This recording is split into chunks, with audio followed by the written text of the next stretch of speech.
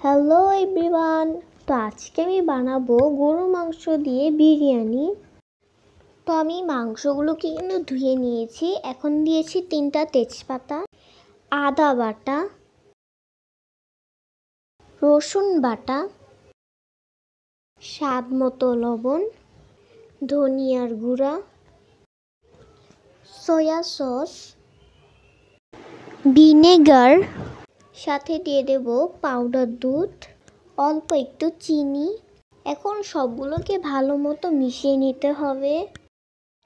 মিশানো হয়ে গেছে, এখন বিরিয়ানি মশলা দিয়ে দেব। পাতিল বসিয়ে দিয়েছি আর এখন পেঁয়াজগুলোকে ভেজে নেব। পেঁয়াজগুলো কিন্তু ভাজা হয়ে গেছে, এখন মাংসগুলো দিয়ে দিচ্ছি। কাঁচা মরিচ, পানি দিয়ে দিয়েছি আর এখন এটা কিছুক্ষণের জন্য ঢেকে দিব। মাংসগুলো কিন্তু ভালো মতো সিদ্ধ করে নিতে হবে যাতে ভালো টেস্ট আসে। পোলাও চালগুলো কিন্তু ভালো মতো ধুয়ে নিয়েছি। চালগুলো এখন দিয়ে দেব। এখন পানি দিয়ে দেব, একটু ঘি দিয়ে দিলাম যাতে ভালো স্মেল আসে।